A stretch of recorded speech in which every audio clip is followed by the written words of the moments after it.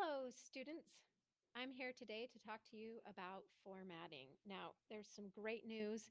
APA has improved their um, formatting rules for students. So, this is going to be a lot easier than it was in the past. So, we are going to be using APA 7 simply because this may be the only time you learn it and you will need it for college. So let's get in.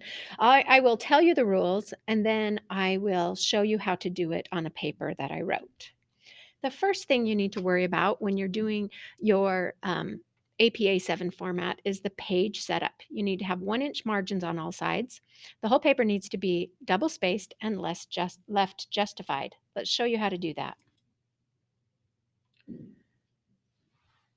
Okay, so this is the paper that I wrote. It's called Evil Classroom Management, and you'll see I put it in a purple evil font because I think that's really cool. But now I need to do my page setup. So if I click on File and I come down here to the bottom, I can click on Page Setup. I need to make sure that the margins at the top, the bottom, the left, and the right are all set at once, and that I'm in portrait, not landscape. The next thing I need to do, let's is I need to make sure the whole thing is double spaced. So the way I'm going to do that is I'm going to highlight the whole paper. As you can see, it's not all double spaced. Highlight the whole paper. Then I'm going to come up here to this icon where if I hover over it, it says line spacing, and I'm going to put double spaced. And that will make it so that my whole paper is double spaced. Next, I need to make sure that it's left justified. Right now, it's in the center. See, not everything is over here on the left like it should be. So I'm going to click on this left align, and that will align everything to the left. Now, it's important that in APA format, you're going to want to have each paragraph be different. The start of the paragraph needs to be indented. Now, some students like to do the indentations using their space bar, 1, 2, 3, 4, 5, or however many spaces you put in it. Sometimes they'll put 5 on that one and like 7 on that one, and it really looks kind of odd. So what you want to do is just make sure it's all left justified here, and then you're going to want to use the tab button for your indent rather than using spaces, because otherwise you will often get things wrong. Not only that, but it's a lot easier. So that's how you want your spacing to be done. Okay, everything's got 1 inch margins, it's double space and left justified. So the next thing we need to do is the fonts are black only. But I liked my purple font. But you can't have purple font, and you can't have gray font, and you can't have blue font. You can't have any color of font except for black. So we're going to go here, highlight the whole paper, just because sometimes when we put our sources or things in it, it changes it. So we're going to make sure we have normal text, and we're going to choose Times New Roman font. That is a really boring font, but it's really easy for teachers to read.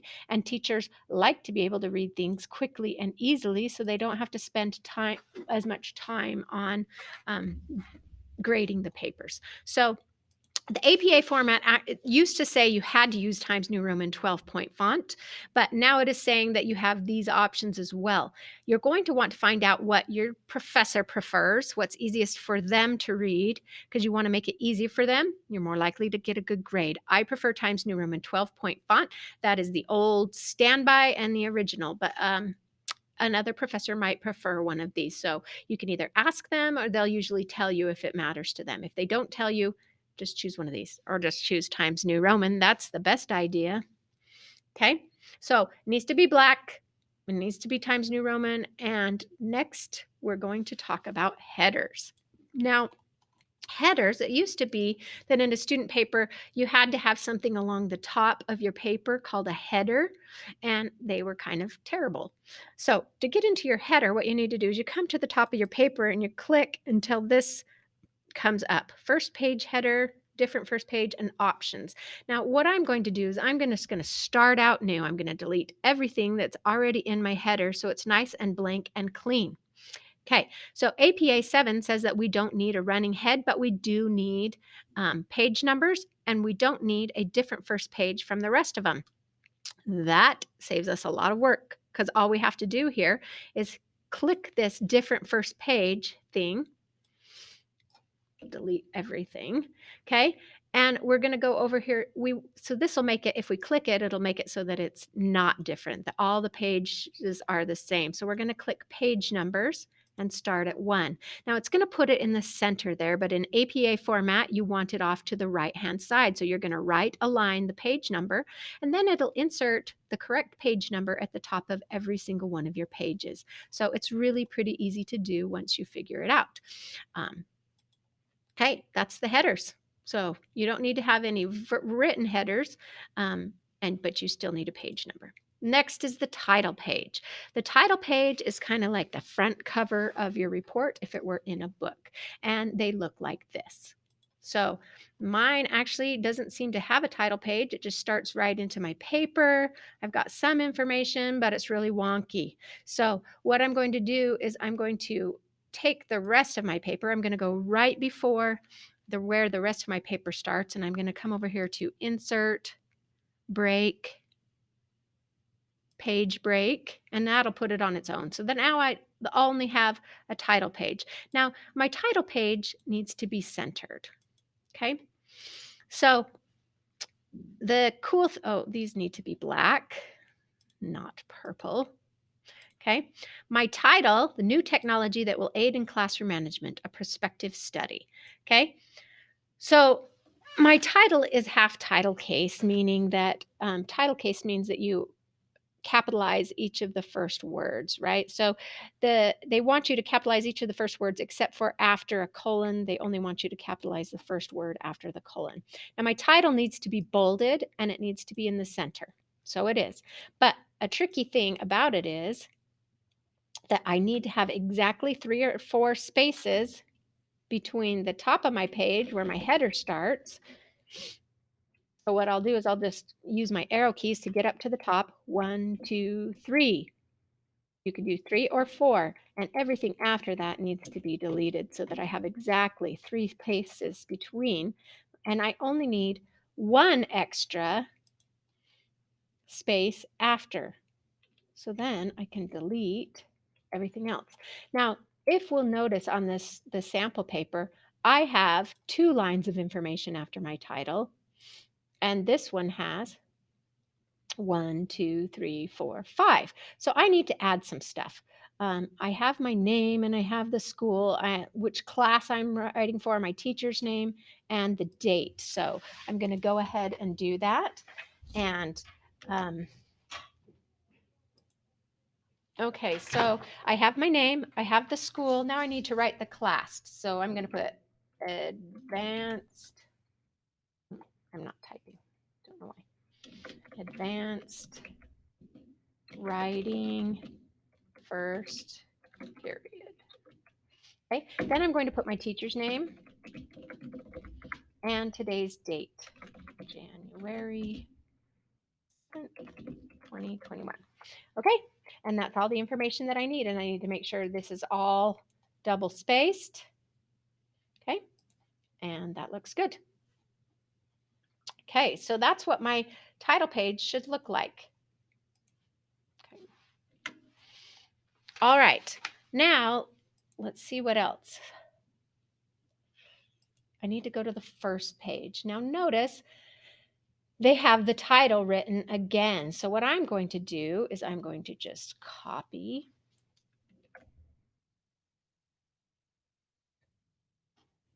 and I'm going to come up here and I'm going to paste it. Okay.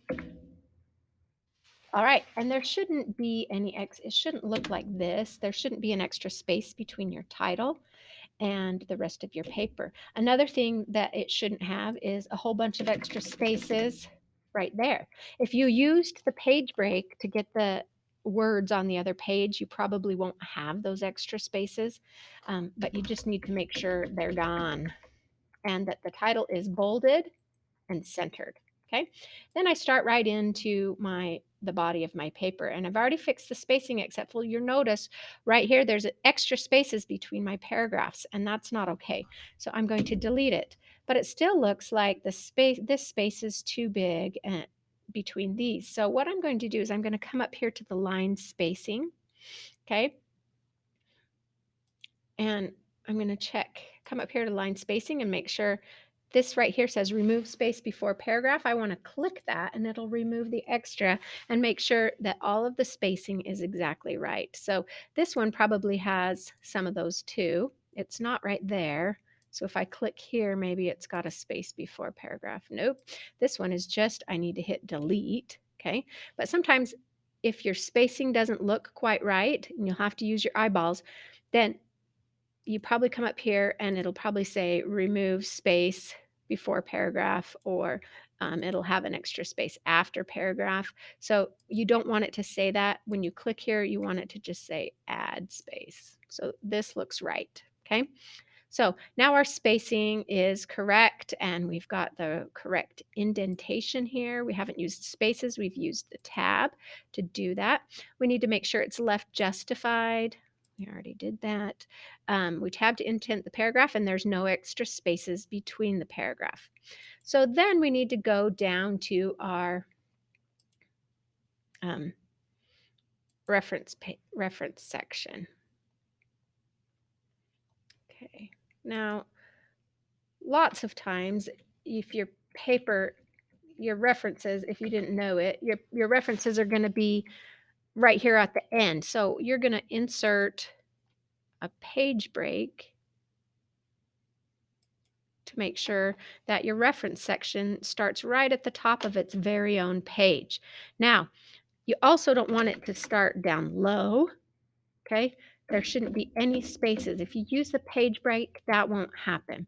So the word references needs to be bolded and it needs to be centered, okay?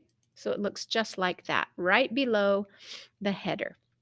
You don't want an extra space between the word references and your references. So that's what you do. So, and also you want to make sure that these are alphabetized. All your sources are alphabetized. So the way you Okay, now I have sufficiently messed up my references so that I can show you how to unmess them up. Now, I made sure and I got these references from using a citation machine called Scribr, and I've double checked them against the APA format to make sure that Scribr did it right, because I know lots of times citation machines will do it wrong. So the first thing I need to notice is that it's not a hanging indent. Everything is justified right down along this line here. So I want a hanging indent. So what I'm going to do is I'm going to highlight all my sources together. I'm going to go and to the Format tab. I'm going to go to Align and Indent, all the way down to Indentation Options. The left needs to be at 0. The right is also at 0, but I'm going to put a hanging indent, and that'll move everything 0.5.